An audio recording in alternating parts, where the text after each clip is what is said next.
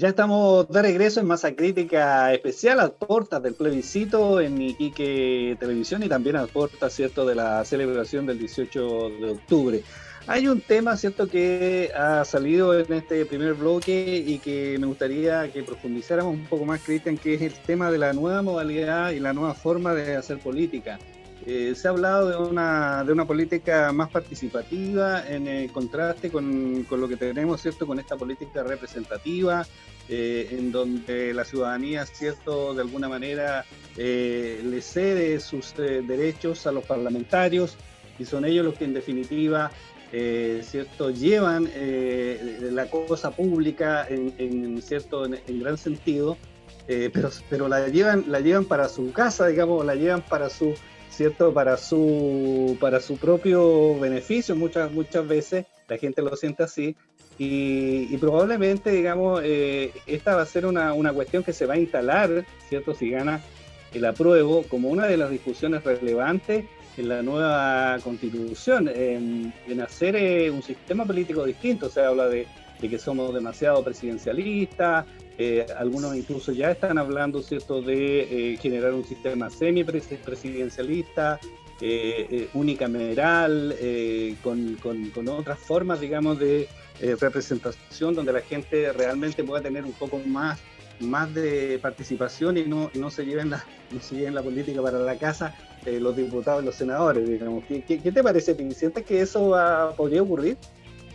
No lo sé. Lo que sí, que si hay un sentimiento, que existe un sentimiento antipolítico, anticlase política, si podemos hablar de clase política, yo creo que existe en Chile. Sí, yo creo que hay uno. Y no simplemente en Chile, yo creo que un tipo como Donald Trump en Estados Unidos agarró ese tema, Bolsonaro, muchas veces la derecha populista lo ha agarrado últimamente en el mundo, ese tema. Y recordaría que Chávez, que quizás era el populista ante la ola justamente que vino después, hablaba de una tercera vía cuando llegó al poder. Es decir, yo creo que ese discurso antipolítico siempre tuvo un cierto asidero en la sociedad, sobre todo en las últimas décadas, pero no sé lo que va a suceder en ese sentido. Lo que sí tengo la impresión es que el centro de gravedad de la política se ha desplazado a la sociedad civil y que las redes sociales, que un cierto activismo agarró vuelo mucho más que lo que se podía pensar, y simplemente hablaría del tema del 10%. La presión que existió en contra yo diría casi de los legisladores fue enorme, hasta que algunos cambiaron su voto en la segunda votación, la tercera votación, también creando polémica. Entonces yo creo que sí hay quizás si no una ciudadanía más despierta, más consciente de su derecho, está vigilando más, porque también el contexto económico la empuja a vigilar más, sobre todo su bolsillo. Yo creo que eso va a tener una traducción, sí, de un punto de vista institucional. Yo temería, sí, que hay que tener cuidado con los conceptos, porque de la democracia representativa yo creo que también puede ser perfectamente eficiente. Yo creo que lo que ha fallado acá son algunos políticos, pero yo no creo mucho, y es una opinión personal, y con eso cierro, la democracia directa para mí es como la justicia popular, ¿no? Yo creo que la institucionalidad son necesarias para absorber el fenómeno social, en justicia como en otros ámbitos, y yo creo que esa discusión se va a dar dentro de una cámara, de una convención, si gana el apruebo. Es necesario que eso ocurra, pero yo creo que también estos tiempos dejan la puerta abierta también a que entren populismo y que también propongan soluciones que pueden parecer simples, pero que muchas veces son falsas. Sí, Rodrigo, ¿qué te parece esa visión? Digamos, la gente está tan molesta, ¿cierto?, con los políticos, entre comillas, y en general, que quiere nuevas formas, digamos, de participación. ¿Sientes que eso podría ocurrir, digamos, como una discusión relevante si se gana el apruebo? Sin duda, y yo creo que es una discusión relevante en todo ámbito, en todo nivel, no solo si gana el apruebo. Evidentemente, el sistema político en Chile ha sido representado, ¿no?, como el constructor de esta condición de malestar. O sea, si yo logro abstraerme un poco de la situación política y evidencio la situación crítica en la cual las familias chilenas viven día a día, y eso lo vinculo, ¿cierto?, a la toma de decisiones a un nivel político. Por ejemplo, el CAE, el endeudamiento, todo tiene una dimensión en la política, pero las soluciones también pasan por ahí, ese es el problema, ¿no? Entonces tenemos por un lado una política que durante 30 años, al perfeccionar el modelo neoliberal, construyó situaciones de mucha incertidumbre en las familias, pero también a través de la política se tiene que salir de ahí, es como un dilema, ¿no? Efectivamente, hoy día lo que hay es un agotamiento en el ciclo político tradicional, lo decía antes que nosotros, mucha gente, Gramsci decía, lo viejo tarda en morir y lo nuevo se demora en nacer, ¿no? Y entre medio, en el claro oscuro, se levantan los monstruos. Pero yo creo la sensatez de la sociedad chilena, creo que efectivamente hoy día todo es más público, todos los estándares son mucho más elevados, y creo que de a poco se ha ido construyendo la necesidad de transformar no solamente los partidos, sino que la institucionalidad, la institución es completa, ¿no? Carabineros, PDI, la Iglesia ha sido muy cuestionada, todo lo que ha representado en definitiva el Estado hoy día, y ese Estado, ¿cierto?, constructor de la sociedad y de las condiciones sobre las cuales la sociedad se reproduce, entra en crisis. ¿Por qué? Porque la sociedad hoy día no está bien. Hay que legitimar, y desde esa perspectiva creo que hay que ser prudente en decir, no, esto lo catalizó la violencia, ¿no? La violencia hizo esto, no un verdadero malestar incubado en la sociedad chilena que dice que hoy día nuestros jubilados no tienen ni para comer, que hay estudiantes que sin pisar todavía el mundo laboral deben 14, 18 millones de pesos, hay gente que muere sin tener una vivienda. Entonces, cuando tú miras eso y dices, no, es solo la violencia, y además viene, porque esto ha sido una retórica muy, muy usada por la derecha, viene de gente que fue capaz de bombardear la moneda, ¿no? Para poder conseguir un cambio constitucional, y después te dicen, no, pero la violencia no, pero sí esta, porque esta sí se justifica. Viene, por ejemplo, de gente que está golpeando gente en las manifestaciones, como Felipe Izquierdo, ¿no? Entonces, cuando tú miras eso y dices, bueno, ¿qué nos queda? Efectivamente, desechar esta clase política y construir las bases de representación de otros procesos sociales. Y ahí yo tengo mucho interés de lo que está haciendo, por ejemplo, los movimientos como el movimiento No Más FP, el movimiento de recuperación del agua, Modatima, los pueblos originarios, el movimiento de mujeres, ¿no?, que nos puso nuevos términos en la convivencia social, y la política se tuvo que adaptar y responde tarde a eso, ¿cierto? Por lo tanto, hay una sociedad que se va construyendo también, y que si la política no va incorporando o simplemente va a ser desechada por ello, ¿no? Por lo tanto, yo lo que miro hoy día es un proceso sobre el cual la sociedad chilena hoy día empieza a madurar nuevas condiciones de organización social y plantea nuevos términos, ¿no? Condenar eso, satanizar eso y no procesarlo y no entenderlo, creo que le hace un flaco favor al malestar social y por ende a la paz social y a la tranquilidad, ¿no? Porque no va a haber paz social, no va a haber tranquilidad mientras nuestros niños estén absolutamente endeudados, mientras no haya trabajo, mientras no hayan pensiones, mientras la salud siga siendo un problema estructural de la familia chilena. Entonces, cuando yo miro eso y veo a la política, claro, la política tiene una responsabilidad, pero también la paradoja es, la política tiene que también contribuir a salir de esto, ¿no? Entonces, por algo también existe el Frente Amplio, ¿no? Sí. Vittorio, de alguna manera, ¿cierto? Rodrigo toca varios aspectos del malestar, ¿cierto?, ciudadano. Me gustaría añadir uno que no mencionó y que tú, me imagino, lo conoces bastante bien, que es con el Poder Judicial, con la Fiscalía, ¿cierto? Todo el mundo sabe cómo se van haciendo carreras, ponte tú, los jueces, ¿cierto? El nepotismo que existe en ese sentido. Hay una infinidad de cosas que la gente ha conocido probablemente a través de las redes sociales o porque los medios de comunicación han tenido ciertos mayores espacios de libertad o de investigación, y son temas que están ahí, digamos, que requieren que alguien los tome, ¿cierto?, y les dé una salida, les dé una forma distinta.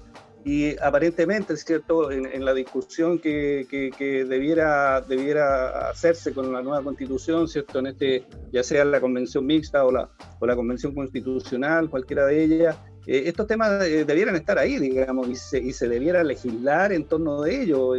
Y te lo planteo derechamente, tú como abogado, me imagino, tienes súper claro el tema de cómo se hace carrera en el Poder Judicial, por ejemplo, donde no están, ¿cierto?, los más meritorios, sino que probablemente los que tienen mejores formas, digamos, de hacer lobby y de tener familias que los apoyan. Uy, esa última aceleración no me voy a hacer cargo, porque de verdad yo conozco el procedimiento para postular a la Academia Judicial, y es dar un examen de grado con esteroides, ¿ya? Es un examen bastante difícil. Yo no desconozco porque nunca he postulado, así que desconozco lo que hay detrás, ¿ya? Pero sí Sí, te puedo bueno, decir de que pero la hay exigencia mucho, académica es muy grande. hay muchos reportajes y hay mucho, cierto, información respecto al tema. Digamos. Seguramente, puede ser que ahí esté un poco desinformado, pero de que se exigen requisitos académicos bien importantes, se exigen. Ahí yo sería injusto que yo dijera lo contrario.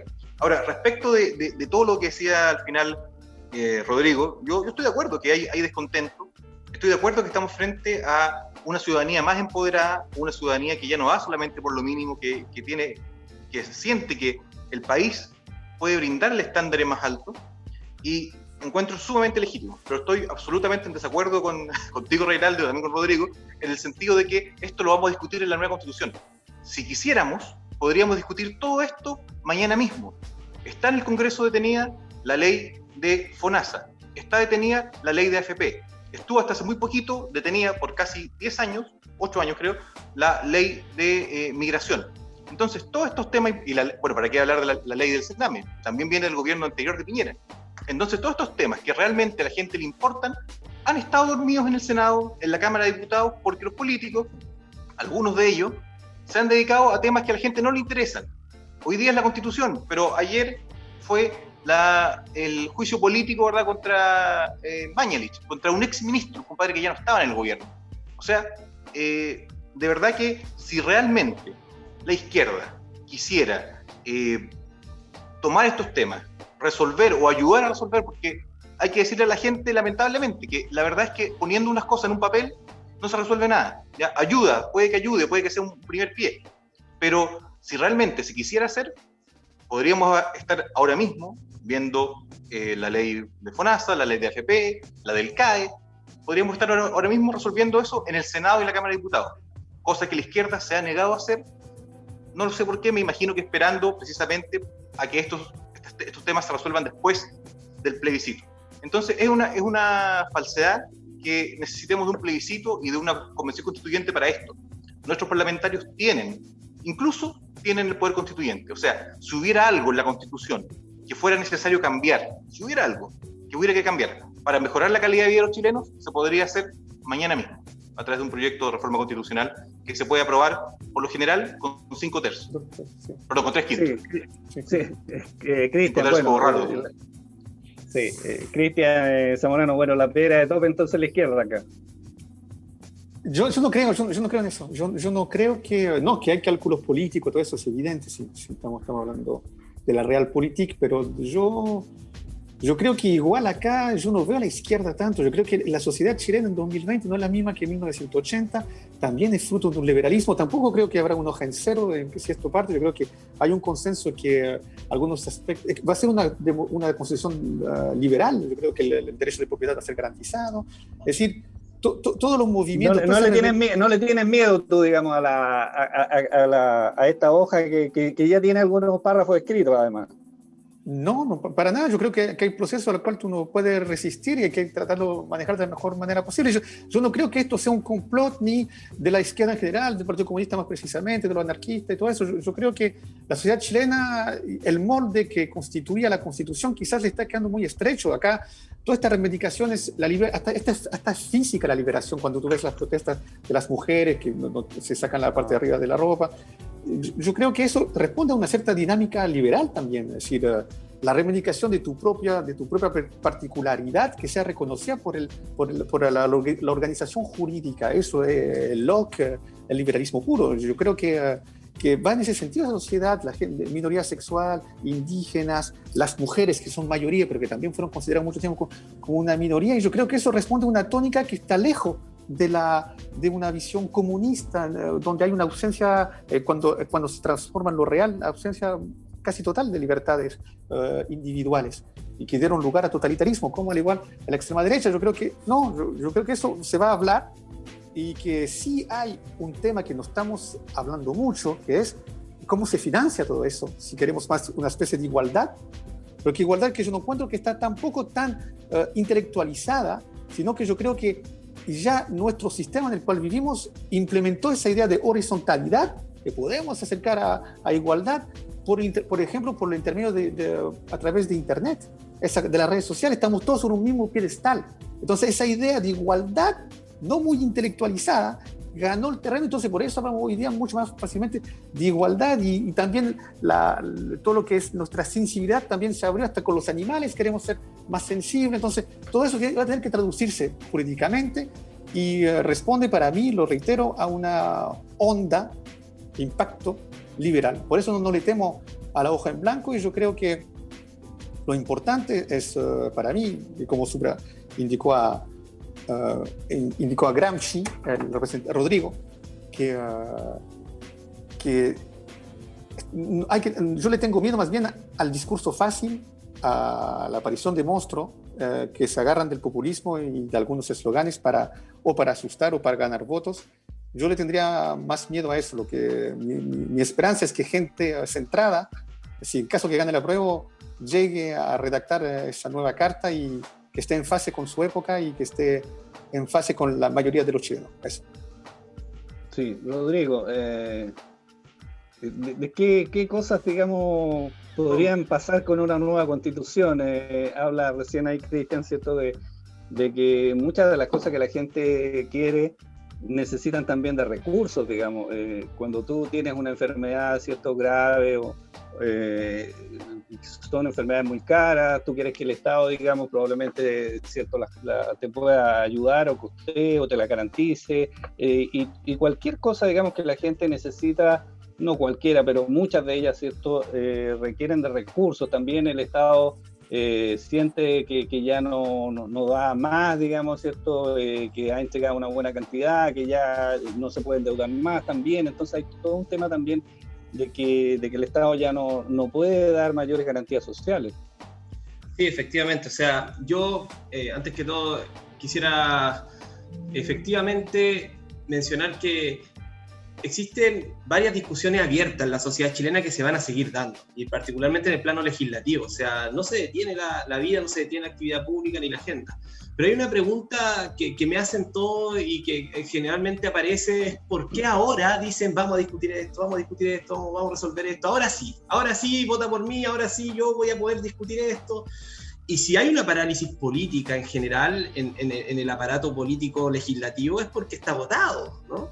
Está votado porque discutir hoy día en los términos que propone la derecha es discutir básicamente con la pistola en la cabeza, ¿no? Es una discusión, por ejemplo, lo que se dio con la ley de migraciones fue aberrante, se discutió básicamente en contextos xenofóbicos y con mucha ignorancia política y parlamentaria respecto al tema.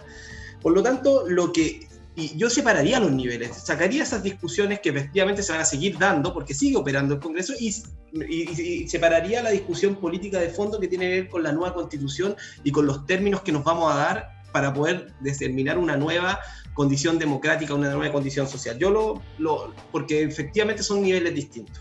Ahora, yo creo que efectivamente lo que nosotros queremos discutir, por ejemplo, es la concepción del Estado, temas que son de fondo, y particularmente el principio de subsidiariedad, porque lo que hoy día hemos visto en general, ¿no?, sin poder teorizar ni sobreintelectualizar lo que ha sido el fenómeno que ha generado la sociedad chilena estos últimos 30 años, es que hay un Estado que no se hace cargo de construir condiciones sobre las cuales se desarrolla el bienestar de las familias chilenas. Por ejemplo, el caso de las pensiones, el caso de la salud y el caso de la educación. Derechos que son fundamentales. Hoy día hemos visto el resultado, ¿no? Hay un resultado empírico, científico, que el sistema educacional chileno, por ejemplo, precarizó la educación pública, fortaleció la educación privada y eso terminó con el estudiantado endeudado, precarizado y sin trabajo, ¿no? Por otro lado, vemos el modelo de salud que también tiene un principio subsidiario, ¿no? Es decir, el de voucher, que terminó subvencionando grandes negocios en términos de clínicas privadas, ministros que eran gerentes de clínicas, ¿cierto?, que tienen la puerta giratoria con el Estado, pero que en definitiva no resolvió los problemas de salud de las grandes mayorías de chilenos y chilenas. También hemos visto, por ejemplo, que tenemos una política respecto a nuestros recursos naturales que es contra la soberanía nacional, es decir, de completa expoliación. Acá viene cualquiera, se lleva nuestros recursos y hace lo que quiere y a nosotros nos dejan el hoyo, ¿no?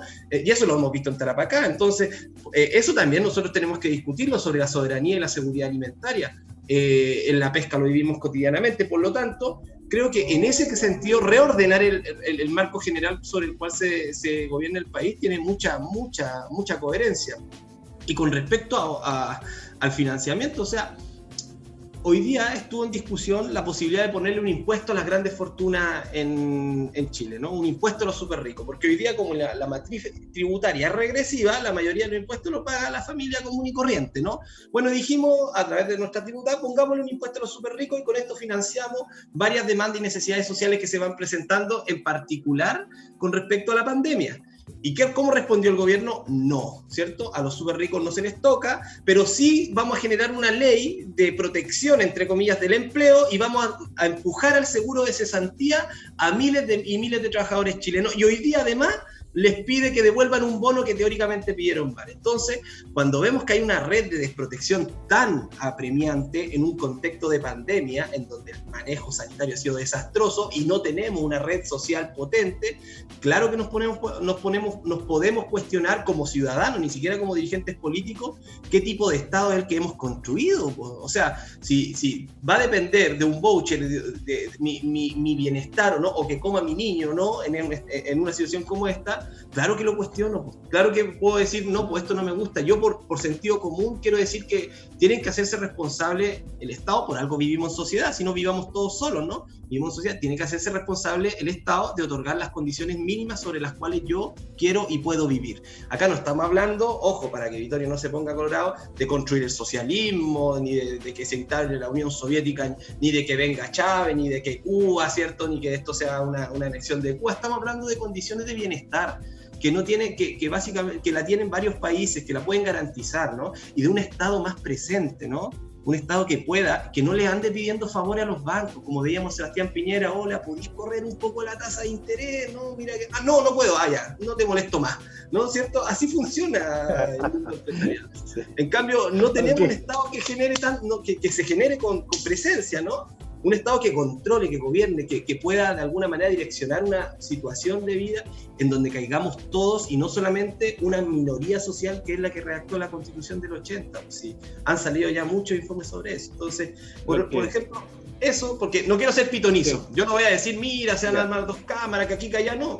Hoy día vamos a discutir, vamos a conversar harto y se inició un proceso sobre el cual los chilenos, los que vivimos acá en este país, podemos discutir cómo vivir y cómo ordenar nuestro país, y eso para mí es sumamente valioso. Que se escuche a todos por igual y que de alguna manera salga algo que nos represente y que pueda conducir los destinos de este país por los 20 años que vienen. Ok, Vittorio, rechazar para reformar. De todas maneras.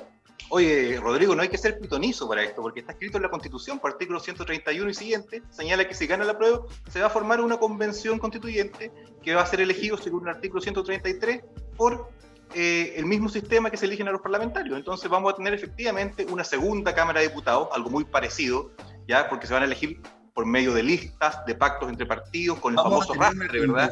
Unos cuantos ganan con poquitos votos. Tenemos parlamentarios de tu sector, del Frente Amplio, ahora elegidos con un 1, un 2%. Entonces, eso se va a replicar. Vamos a tener un segundo congreso y eso está claro, eso está en la ley, ya está en la Constitución. Así que no hay que ser pitonizos, ¿no? Vamos a tener una convención constitucional paritaria, que también es un gran fenómeno. Exactamente, lo que significa que si dos mujeres, yo te dejé hablar, Rodrigo, déjame hablar. Significa lo paritario que si dos mujeres sacan las primeras mayorías, a una de ellas la van a bajar para que suba un hombre. O sea, le van a meter la mano en la urna. Ni siquiera van a llegar al Congreso a la Convención Constituyente, las personas que tengan la mayoría de los votos. Es todo un tema de ingeniería electoral que se está haciendo acá. Y sí, rechazar para reformar, porque no es que ahora sí queramos reformar. Si la Constitución se ha venido reformando desde el año 89, se ha venido adaptando a los cambios necesarios. ¿Qué cosas podemos reformar? Bueno, tendremos que verlas, pero eso yo creo que es un poco la idea. Si vamos a cambiar la Constitución, al menos tengamos la honestidad intelectual y la sinceridad entre los actores políticos de esta discusión, de decir qué es lo que quieren cambiar, qué artículos le quieren sacar. Porque se habla de principios, ¿no? Que aquí vamos a asegurarle a la gente que el Estado le garantice sus derechos básicos, qué sé yo. Bueno, ¿cómo logras plasmar eso en la Constitución? ¿Y cómo lo conviertes en realidad? Porque bien lo decía Reinaldo también, puedes escribir un montón de cosas lindas en la Constitución. Yo siempre saco al ejemplo, y de hecho las tengo por acá, la Constitución del Ecuador, ¿verdad? Que dice que todos tienen derecho a un sueldo digno, que les permita vivir una vida digna. Sabemos que los sueldos en Ecuador se mueven generalmente por la informalidad. ¿Para qué hablar de Venezuela, que ya está un poco trillado? Pero te digo el caso de Bolivia. La Constitución boliviana señala que tiene que haber derecho al mar. y sabemos hasta donde yo sé que Bolivia no tiene mar. Entonces, yo creo que si queremos reformar algo, hagámoslo, manteniendo lo bueno de nuestra Constitución, que son muchas cosas. Entre ellas, lo que mal llama Rodrigo el principio de subsidiariedad, palabra que no existe en ninguna parte de la Constitución, es una teoría ahí de los profesores de la Católica, pero que se podría traducir o se interpreta que es el artículo 19, número 21, que es la libertad de poder emprender cualquier actividad económica lícita. Que si usted quiere poner un canal de televisión como el que estamos ahora, lo puede hacer sin tener que tributarle algo más allá de sus impuestos al Estado, ¿ya? Y que el mismo artículo tiene por correlato que el Estado no puede ejercer actividades económicas a menos que lo haga compitiéndole de igual a igual a los particulares. Eso yo no creo que sea algo tan terrible. Y de hecho, ese principio, esa constitución es la que nos ha permitido no 30, sino 40 años los que Chile ha prosperado más que nunca. Ya entonces tampoco podemos ser ciegos con lo que ha sido Chile hacia atrás. Tenemos muchos por delante, muchos anhelos, pero tenemos que ver para atrás lo que era Chile antes de la Constitución del 80 y lo que es ahora. En materia de educación, somos los primeros en la prueba PISA, yo estuve revisando ahí en América Latina. En materia de salud, a veces pareciera que a la izquierda le molesta más dónde se atiende la gente que el hecho de que la gente se atienda efectivamente. Yo no encuentro ningún problema, por ejemplo, en que el Estado, cuando la salud pública no puede hacerse cargo de una persona enferma, le dé un voucher para que se atienda en una clínica privada y salga rápido, ¿ya? Ese es el tema. Yo no creo en un Estado que resuelve problemas, yo creo en una sociedad que resuelve problemas sin esta dirección omnipotente y omnipresente del Estado, que incluso, y lo digo con conocimiento de causa porque mi abuelo era italiano, incluso me suena medio fascista, esta cosa de que el Estado va a conducir los destinos de la nación. Ok, bueno, se nos está acabando el tiempo ya, y Cristian, a ver si nos redondeas un poco y para dejar algunos temas pendientes para los programas que vienen. Voy a tratar de dar mi opinión, pero igual había muchas cosas que recoger. Mira, voy a decir lo que noté, porque igual encuentro interesante la discusión que se planteó. Fukuyama, un investigador de Estados Unidos, Harvard, que había escrito que el final de la historia, cuando iba la democracia de mercado iba a vencer a final de los 90, volvió a escribir en 2013 que había otra historia, y decía que en realidad en su libro, en su escrito, indicó que un modelo exitoso no puede ser exitoso de manera indefinida. Y de algún modo los éxitos de una democracia también se miden a través de sus logros sociales. Entonces, y es eso lo que de algún modo caracteriza una democracia moderna, es decir, cómo se pueden respaldar algunas adquisiciones sociales, siempre resguardando las libertades individuales. Yo creo que hoy en día esa es la discusión, y estamos hablando del rol del Estado, y este rol del Estado se plantea justamente en un contexto donde todos los guardianes del templo, que son, es decir, la Iglesia, las Fuerzas Armadas, el Carabinero, el corpus político, están todos puestos en tela de juicio. Pero acá yo creo que de manera segura vamos a terminar hablando a un momento dado, y no se necesita cambiar la Constitución, pero también se dará dentro del marco de un cambio constitucional, de una reforma tributaria, del impuesto, y vamos a terminar hablando de los recursos naturales en Chile. Es decir, 40 años después vamos a hablar de exactamente lo mismo. Y lo otro, es decir, y eso en un contexto donde los partidos políticos también quizás tienen mejor definirse. Es increíble ver que hay un partido liberal que está en el Frente Amplio, dentro de RN hay dos corrientes, siempre es la cara de Janus, hay dos caras, una más conservadora, una más liberal. Evópoli parecen ser los hijos de la UDI. La UDI, por lo menos, estamos seguros que siguen siendo la UDI. Esa es la ventaja de un partido conservador, y yo creo que eso también merece ser analizado, porque si bien los conceptos están muy altos, parece abstracto. Mira eso cuando se habla de la convención mixta entre hombre y mujer. Hay un primera línea en mi casa. Cuando se habla de la convención mixta entre mitad hombre y mitad mujer, eso es típicamente liberal. Es como una discriminación positiva. Entonces hay que absorber toda esa dinámica, que yo creo que no son características simplemente de la izquierda. Yo creo que acá hay un liberalismo de centro-derecha muy presente, a pesar que los de centro-derecha no quieran reconocerlo, no se dan cuenta, y eso va a hacer que va a haber una redefinición del panorama político en general, y que lo quieras o no, desde mi percepción, eso no es una mala noticia, porque nos vamos a poner al día de una manera o de otra. Ok, bueno, sí, llegamos al término del programa. Yo quería darle, cierto, a propósito de lo que decía recién Cristian, una información, cierto, de la Cosa Nostra, que hizo una encuesta y que publicó hoy día Alberto Mayol. Y a propósito de lo que dice Cristian, la gente que votó el año 2006 por los mejores gobiernos, por la nota de los gobiernos, a los últimos gobiernos del país, le puso un 6,1 a Ricardo Lagos, el año 2006. Y ahora se hace una nueva votación, ¿cierto? Y la gente le pone un 3,2 a Ricardo Lagos. Entonces, por supuesto que cambia las percepciones, ¿cierto? Las expectativas que tiene la gente, lo que fue, lo que tuvimos, lo que queremos tener, y eso forma parte, ¿cierto?, del debate político, que siempre es efervescente, que siempre es relevante, siempre es interesante, y por lo mismo queremos agradecerle a ustedes que nos hayan acompañado en esta conversación, que hay muchos temas pendientes. Bueno, vamos a tener tiempo para seguir conversando. Rodrigo Oliva, Vittorio Canessa, Cristian Zamorano, gracias por estar hoy día con nosotros. Gracias por la invitación. No, muchas gracias por la invitación. Gracias. Estén bien. Gracias a ustedes también, ¿cierto? Masa Crítica en Iquique Televisión en esta modalidad virtual a puertas del plebiscito. Nos reencontramos en una próxima oportunidad. Muchas gracias.